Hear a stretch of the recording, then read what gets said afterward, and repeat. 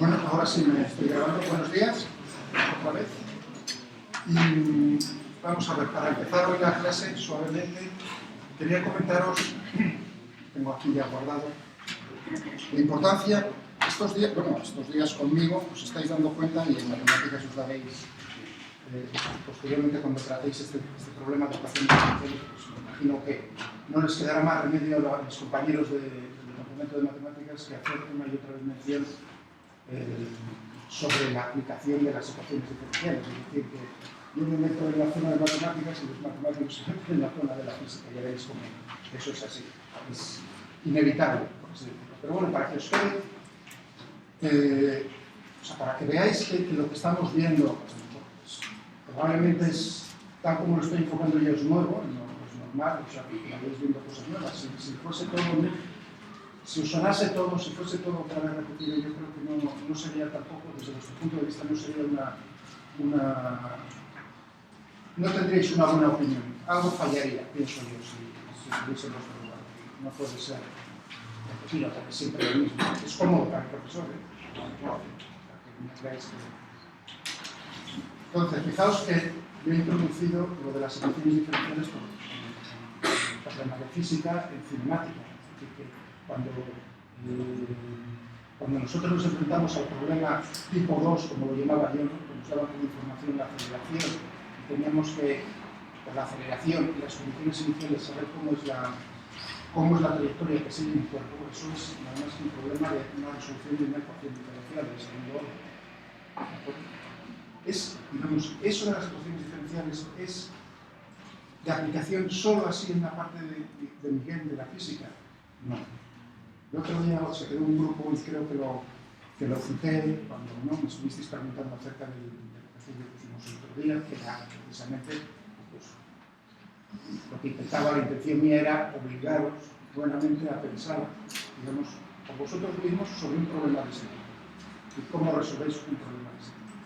Les comentaba a vuestros compañeros que se quedaron al final, que no podían esperar por la solución, que las ecuaciones diferenciales es que son la base, digamos, de la explicación de muchísimos, por no decir todos o casi todos los fenómenos que ocurren en la naturaleza. No solo en la física, eso es lo que intenté decirles, cuidado, que no solo es la herramienta fundamental para resolver problemas, cómo se comporta el mundo físico, sino química, por supuesto que está basado también en ecuaciones diferenciales. Cuando tenéis reacciones químicas, muchas veces esas reacciones de comportamiento, es decir, temporal, qué se está convirtiendo, en qué sustancias se están transformando en otras sustancias, eso se gobierna por medio o se explica, mejor dicho, se describe con ecuaciones diferenciales que hay que resolver. O sea, que si uno piensa en la química, también no le queda más remedio que utilizar ecuaciones diferenciales. Pero más allá, porque uno piensa, bueno, física y química están emparentados. Pero es que hay otro tipo de problemas muy bonitos, por eso he utilizado esto y lo voy a poner, lo cité el otro día y lo pongo aquí para llamar la atención, sino también en biología. Está plagado de ecuaciones diferenciales. Por ejemplo, un problema clásico del orden de hace 100 años.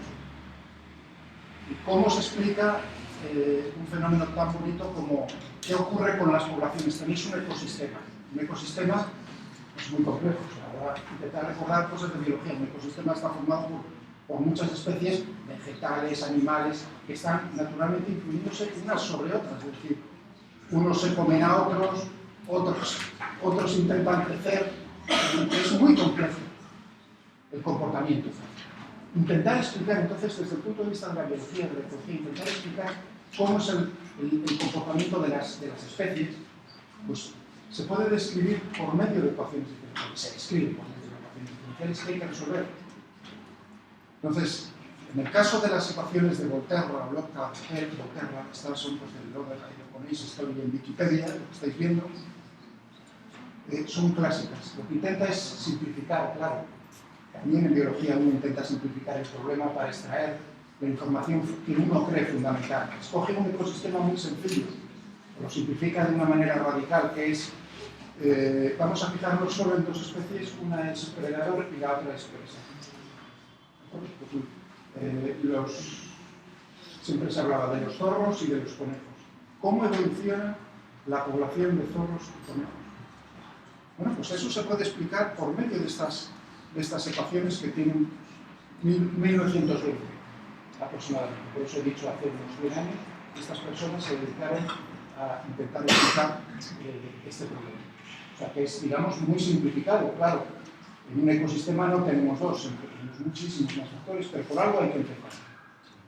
Y además, el resultado, o sea, simplemente con una simplificación tan grande, uno puede dar cuenta de fenómenos, es decir, cuando se haya un cazador entre vosotros, ¿no? ¿Por qué la población de conejos disminuye tanto? ¿Por qué crece en algunos momentos? Parece que no hay explicaciones racionales a eso, no. Es un comportamiento, digamos, totalmente racional, que se puede explicar por medio de estas ecuaciones. Y las tenéis aquí. ¿De acuerdo? Fijaos, aquí tenemos dos poblaciones, una es X, la podemos describir con X a los conejos e Y pues a los zorros. ¿De acuerdo? ¿Cómo cambia la cantidad de conejos y cómo cambia la cantidad de zorros? Bueno, pues fijaos, este sistema es un sistema de dos ecuaciones con dos incógnitas. Tenemos como incógnitas población de zorros y población de conejos. Natural, fijaos que es de primer orden, solo es la primera derivada. Es decir, que solo necesitamos unas condiciones iniciales que sería como es en un instante dado la población de zorros y de conejos. ¿De acuerdo? Y luego los soltamos, es como soltarlos en el campo y decir tantos conejos, tantos zorros, a ver cómo evolucionan si no hubiese ningún otro factor. Entonces, evidentemente, la población de conejos se ve afectada. Cuantos más, ¿cómo crecerán? Cuantos más conejos hay, digamos, y ahí es donde empieza a decir cómo son las suposiciones en este problema.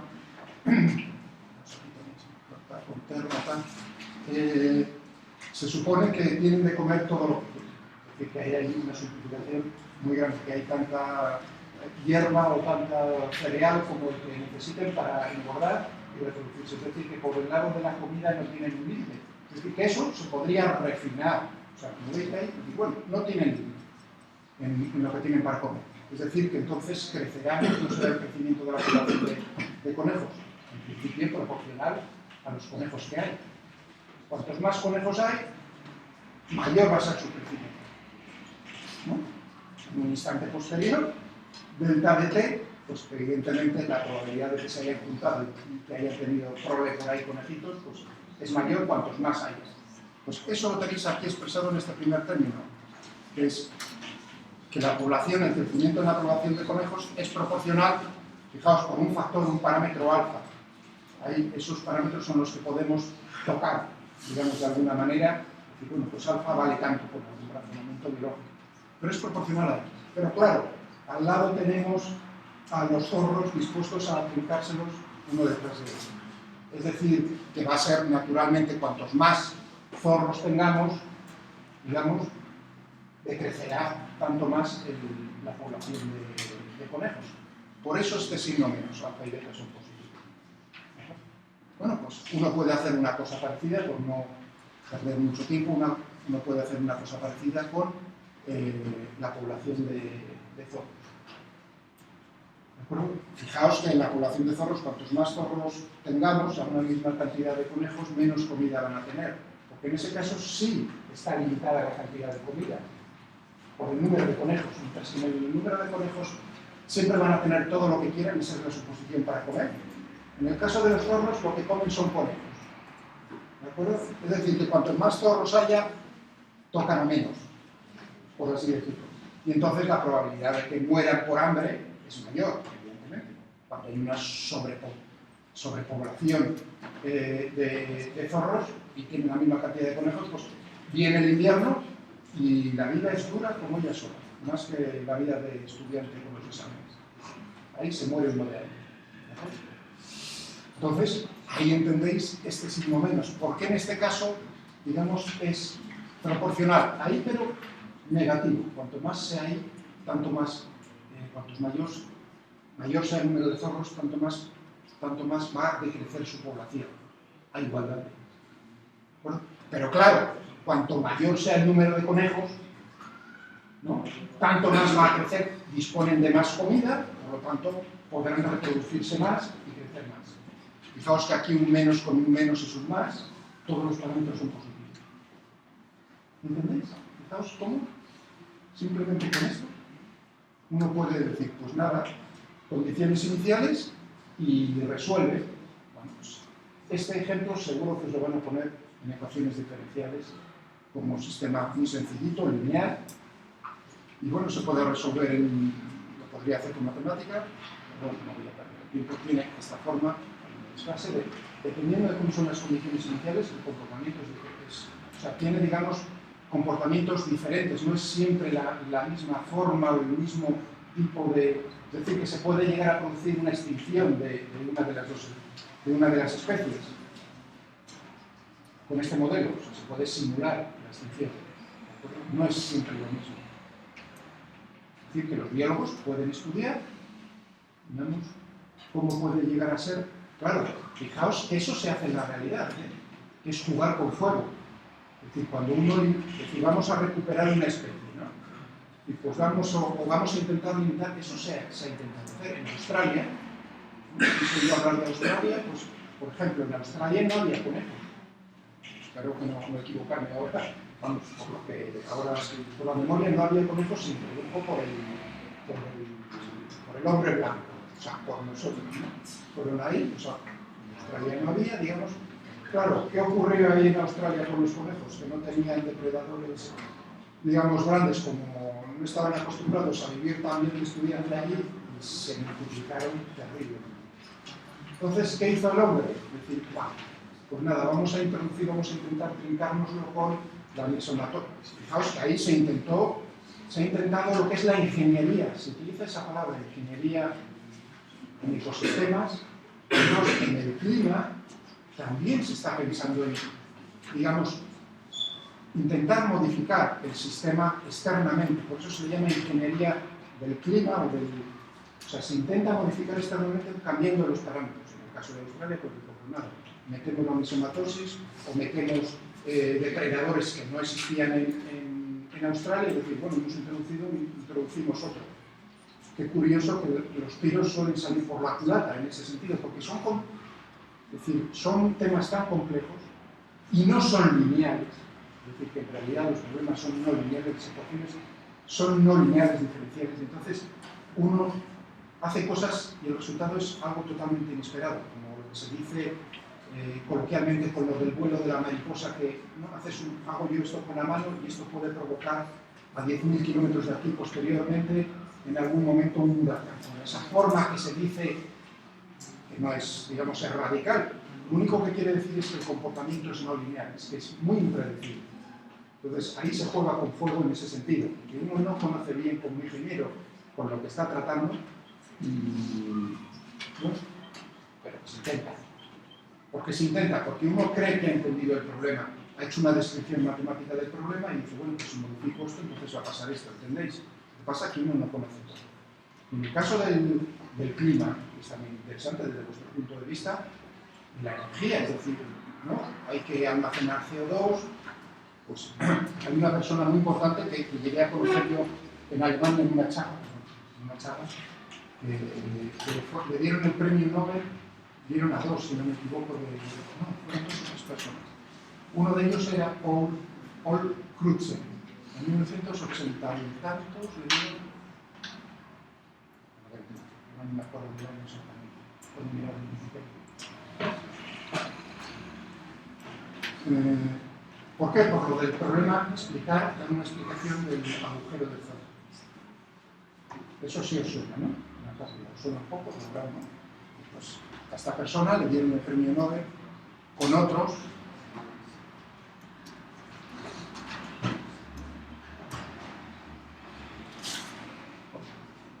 Es holandés, pero era director de un instituto Max Planck en Alemania, donde, no sé si era en Frankfurt, de química. ¿De acuerdo? Entonces explicó las reacciones, una explicación de cómo deberían ser las reacciones que daban lugar a lo del agujero de ozono. No es simple. Entonces, eran responsables, en primer lugar, la emisión por el hombre de fluorocarbonos, fluorocloro pasa al mar. Fluorocarbón son, fijaos, diseñado por científicos, ingenieros, porque es un gas que es muy estable, no reacciona con nada. Es decir, la intención era utilizar en refrigeración una sustancia que no fuese nociva. O sea, que esa es la buena intención. Fijaos por dónde salen los tiros, ¿no? Entonces, son unas sustancias que reaccionan muy lentamente, muy poco, es decir, son muy poco nocivas. Se rompe un frigorífico, ¿no? Un circuito, sale el gas y por eso no nos va a pasar nada. Es decir, que se utilizaron por ese, porque eran eficaces desde el punto de vista del circuito de la refrigeración, por las dos razones. Pero bueno, porque no eran nocivos, no eran dañinos. Pero ¿qué ocurre con esos productos? Claro, tienen una vida media tan larga, es decir, no reaccionan tan lentamente, que les da tiempo a alcanzar la estratosfera. Se liberan aquí en la troposfera, digamos, es como una tapa que es difícil de romper, ¿no? La tropopausa. Pues logran, claro, como tienen tanto tiempo, logran atravesarlo y llegan a la estratosfera, donde ahí, digamos, caer otra vez a la Tierra es muy difícil. Y les da tiempo a reaccionar con el ozono. Se tiene que dar la condición de que haya temperaturas muy bajas,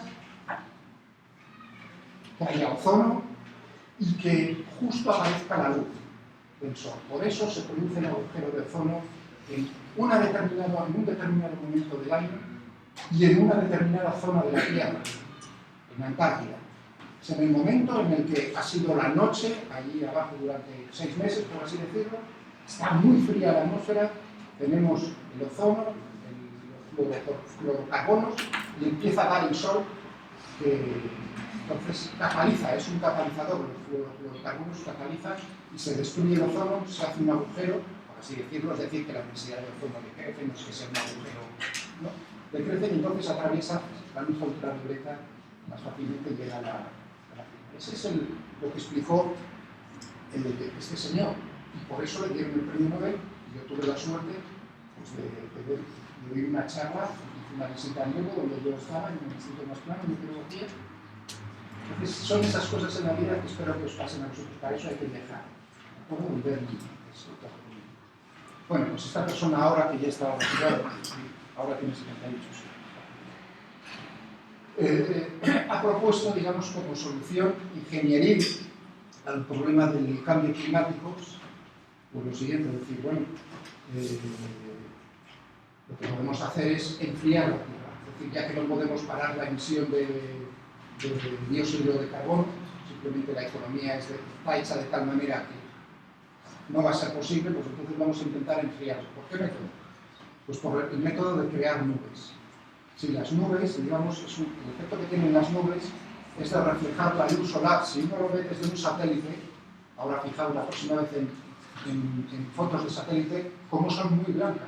Claro, desde aquí abajo las vemos negras, pero desde ahí arriba se ven blancas. O si vais en avión, ¿no? Veis cómo, digamos, hace daño a la luz. Claro, cuanto más se refleja el albedo mayor, eso se llama la reflectividad, el albedo del asunto, pues menos llega a absorberse en la Tierra. Es decir, que tiene un efecto, digamos, de espejo, aunque también hay ahí, os lo estáis simplificando mucho, digamos que en principio uno cree que lo que va a hacer es enfriar. Entonces uno dice, bueno, pues creamos nubes. Las nubes se crean muchísimo en los trópicos.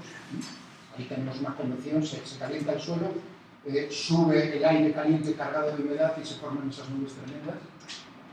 Pero las nubes necesitan lo que se conoce como núcleos de condensación.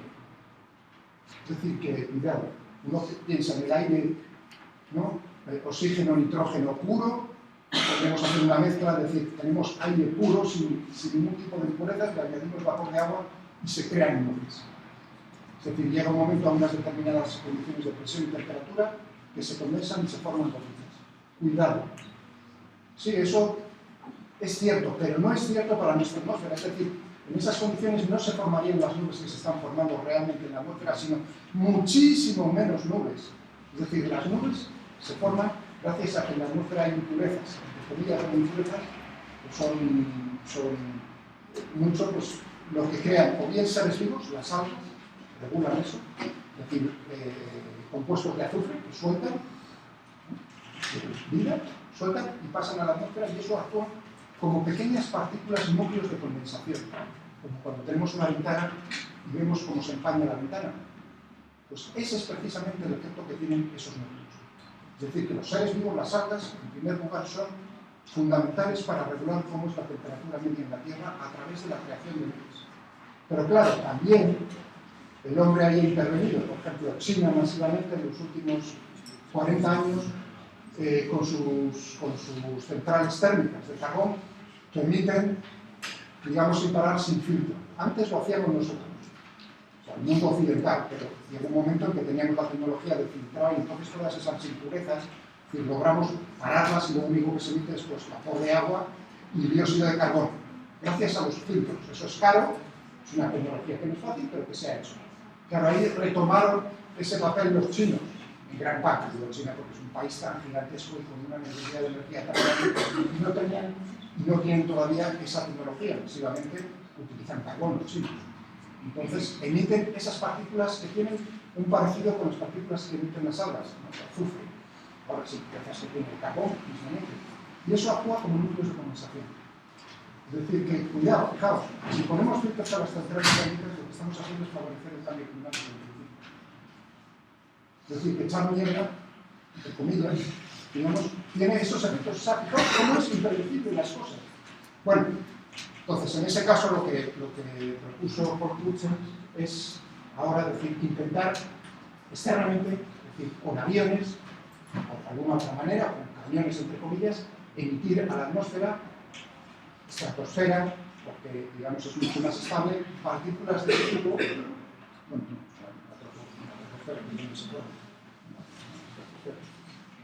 ahí no me lo sé, tendría que mirarme. En alguna zona de la atmósfera, emitir esas partículas para formar nuevas nubes, o mayor cantidad de nubes. ¿No es un hidrato de plata lo que echan? No. Eso que echan y que llevan intentando utilizar durante 60, 70 años o más, es intentar hacer llover.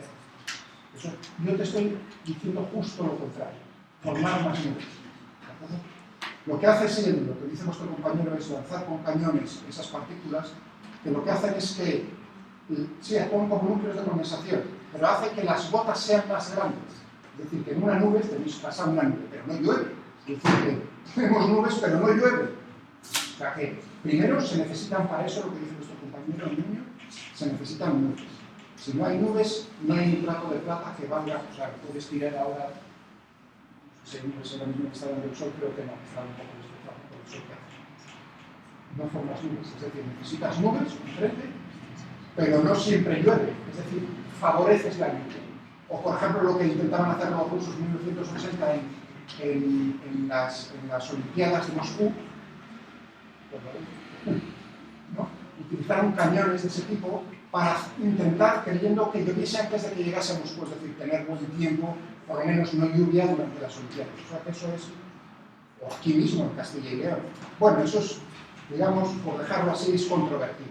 Es decir, que los resultados no son claros. Ya veis que no se utiliza, no decir, bueno, vamos a modificarlo ahora mismo, ¿no? España que necesita tanta agua, no sé. O sea, que digamos es una teoría que, bueno, en principio debería funcionar, pero que no funciona también como debería ser. Entonces necesitas nubes, lanzas el efecto es parecido, son núcleos, formas gotas más grandes de lo que tiene o sea, haces juntar gotas, por así decirlo. Y por el peso, entonces, al ser más grandes, claro. Ese es, digamos, lo que te dice la teoría. Pero que, bueno, ya digo que no funciona.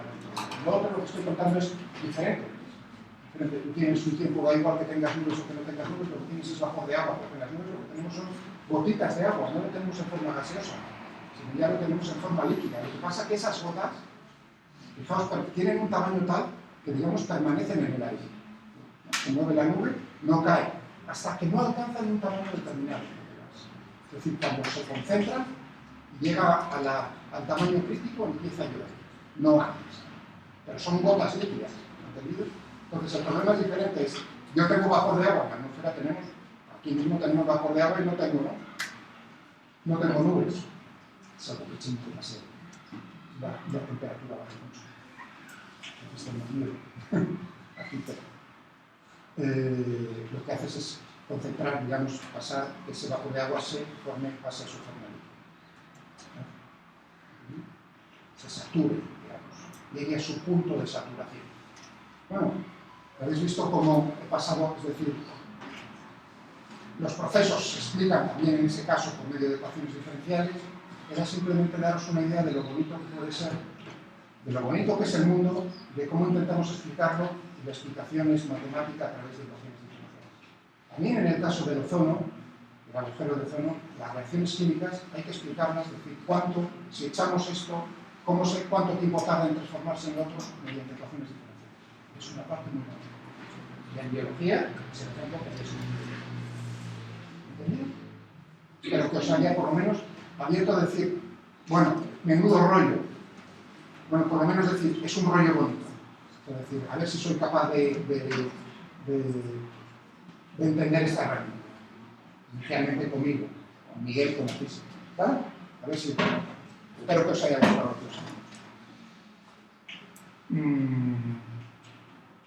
Luego agradecerle a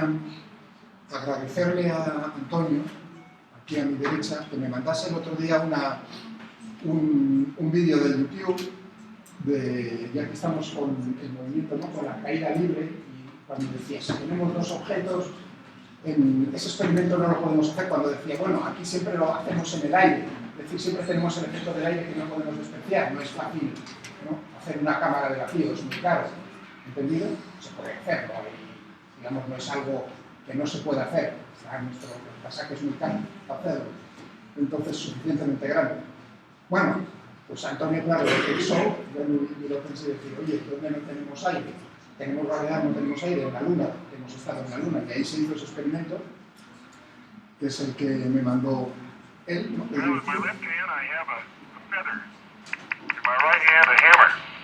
I guess one of the reasons we got here today was because of a gentleman named Galileo a long time ago, who made a rather significant discovery about falling objects in gravity fields. And we thought that where would be a better place to confirm his findings than on the moon. And so we thought we'd try it here for you. The feather happens to be appropriately a falcon feather for our falcon. And I'll drop the two of them here, and hopefully they'll hit the ground at the same time. How about that? How about that? Mr. Galileo was correct in his findings. Está explicando que lo de Galileo funciona. Gracias por estar muy bien para explicarlo. Y luego, esto no lo podréis entender porque está en alemán. Es un programa que descubrí la semana pasada. Bueno, a través de otro programa, diferente, otro que me gustó para los de mecánica de segunda en industriales, que trata sobre motores de diésel. Bueno, eso espero que les gustase a los de mecánica, pero no es, a vosotros no es el momento, no es la ocasión, pero a través de ese encontré este que es en alemán, es de la segunda cadena alemana, CD, Zweites Deutsches Fernsehen. Estas cosas son las razones por las cuales yo no veo la tele, o sea, yo ya la tele no la veo, pero a través de internet, porque uno busca los programas y se encuentra con cosas preciosas como se ponen ahora por los programas y los puedes ver cuando te da la gana. Este se titula A la caza del metro original. Y cuando lo vi la semana pasada dije, caramba, ¿no? que no lo hubiese encontrado antes, bueno, ya lo tengo para el próximo curso, para mostrar unas imágenes e históricamente aprender yo. Es decir, cuando uno habla de los patrones de medida, bueno, el patrón uno necesita compararlo del sistema internacional, el sistema IMKS, el metro, cómo surge, y bueno, cómo surge históricamente lo del metro. Bueno, pues lo he leído muchas veces, pero como explicaciones como las que os he dado ya a vosotros, sin mucha profundidad. ¿Entendí? Es decir, bueno, pues uno se intentó a través de algo conocido, la Tierra, ¿no? Uno conocía bien ya la Tierra, desde hace un par de siglos, que era redonda, y las dimensiones de la Tierra. El Ecuador, cuando se refiere a la Tierra, eso es conocido ya desde hace mucho. Entonces, se pensó, fijaos, es lo que explica en este programa de la segunda cadena, y cómo a finales del siglo XVIII había en Francia, porque ese fue el origen del método, por eso también está la oficina de pesos y medidas en París, históricamente, y cómo había solo en Francia, si no me equivoco cuando lo explican en este programa, 200.000 medidas diferentes de medidas, longitud, peso es lo lógico de los mercados. O sea, tú llegabas a una ciudad y en las puertas de la ciudad, pues lo que te decían aquí, la medida de longitud, aun dándole el mismo nombre que a los vecinos, del pueblo vecino, era ligeramente diferente por los pesos. Es decir, que hacer negocios era difícil. Primero, la gente que intentaba vender en otros pueblos, pues se le engañaba como a un chino. Supongo que los chinos dirán que como un español, pero bueno, cuidado, ahora un paréntesis. Hay una expresión en alemán, das kommt mir Spanisch vor. Eso me suena a chino, los alemanes lo dicen, me suena a español. ¿Habéis aprendido una cosa? ¿Sí? O sea, fijaos la mentalidad rara que tenemos, que no hace falta que nos vayamos a China, ya los alemanes piensan que estos españoles están tirados. Es una expresión que se utiliza y que yo utilizaba mucho en Alemania, porque claro, digamos, era una forma de hacerte simpático, de no entrar cuando le dicen un español a otro, eso me suena a español, ¿no? Te miraban como diciendo, qué persona más curiosa. Hay que buscar esas cosas en los idiomas para entrar, por lo menos con las chicas, ¿no? Claro, ¿no? En vez de decir, tú estudias o trabajas, pues era un método también accesible, fácil. Bueno, lo que os quiero decir es, había, no solo ahí en el programa, este programa lo explica para Francia, fijaos, 200.000, me parece que era el número que decía, diferentes. Es imposible, digamos, que un país florezca económicamente teniendo esas dificultades, siempre es posible que, pero digamos, es una dificultad muy grande en el comercio mismamente. Entonces surgió de los franceses, justo antes de la Revolución Francesa, ¿no? Ahora pensar, ¿sabéis localizarme en qué años es la Revolución Francesa? Por esos años. Claro, finales del siglo, llegando a la último tercio del siglo XVIII. O sea, justo esos años, cuando estaba la cosa en Francia así, pero todavía estaba el Luis XVI, ¿no? Que luego le pasaron la guillotina, el africano.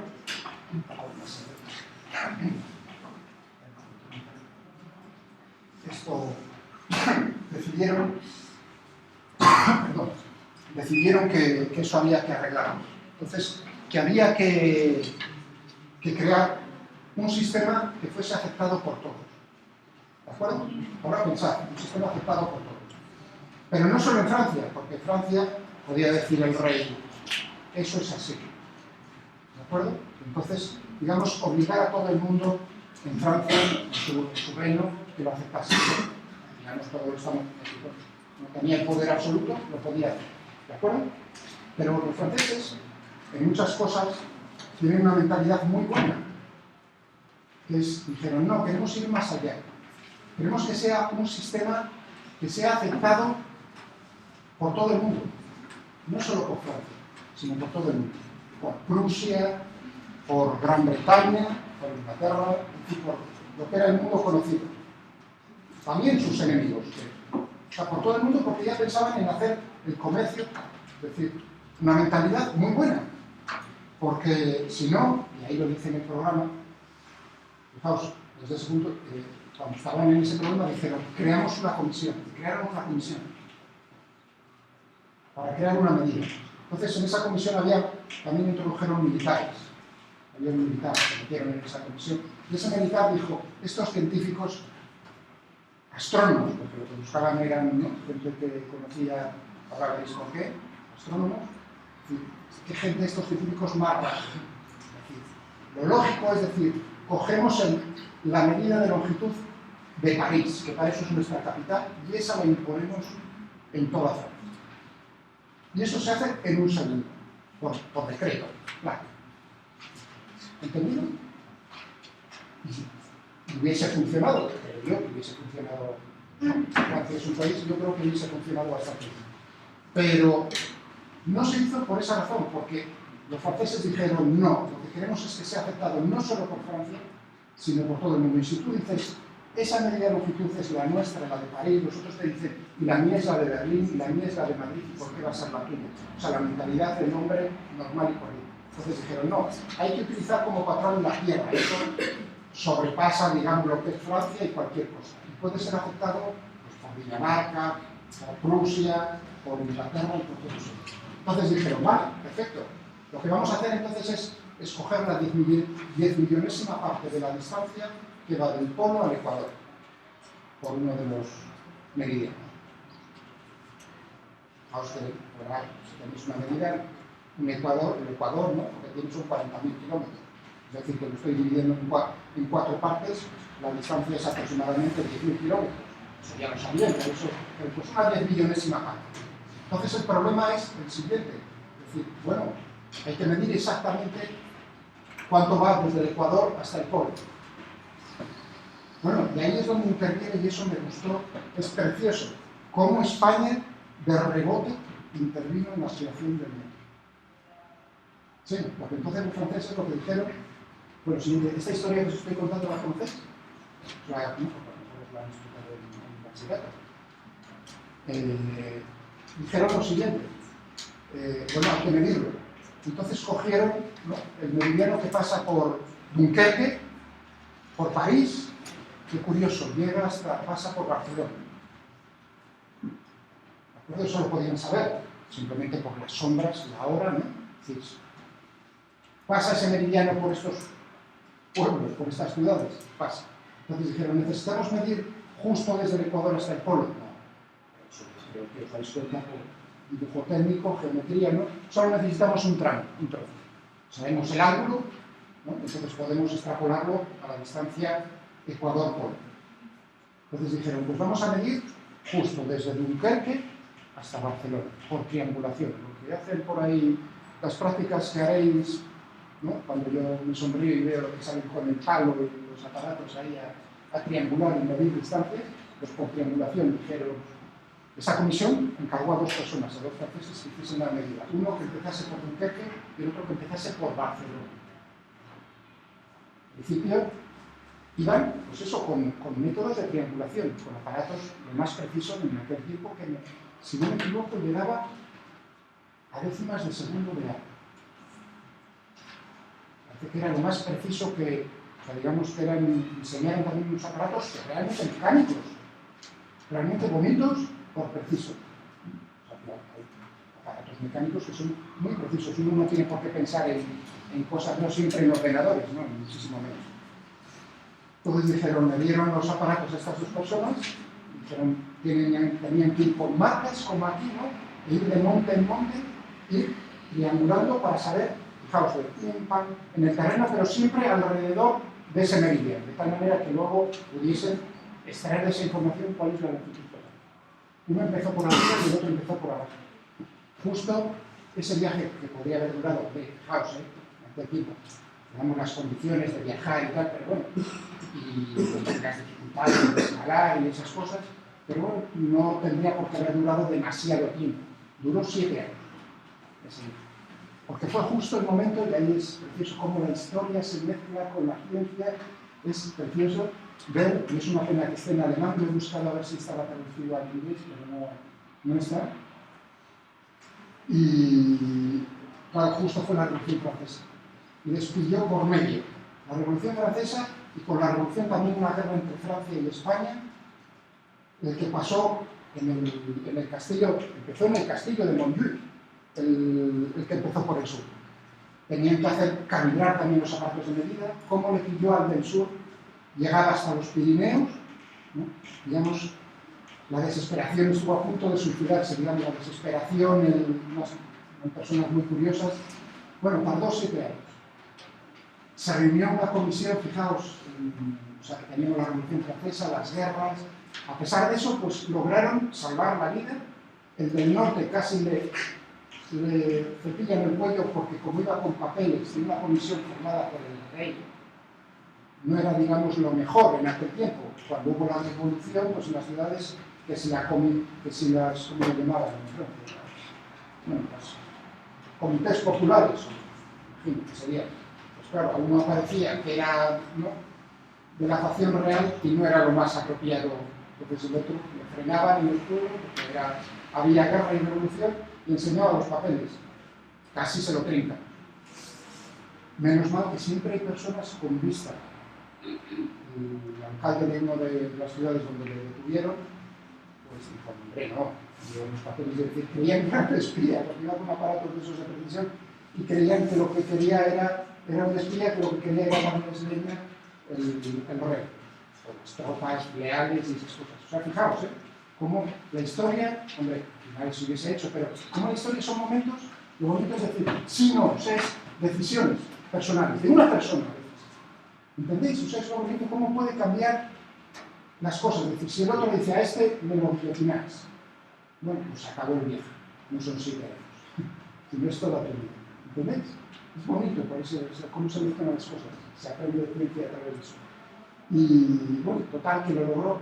El del sur, pues entre las guerras había un capitán español que, bueno, le ayudó mucho, le ayudó también a que no lo trincasen, creían también que era un espía francés, porque los franceses querían, ya había vencido la revolución, que querían exportar la revolución a España.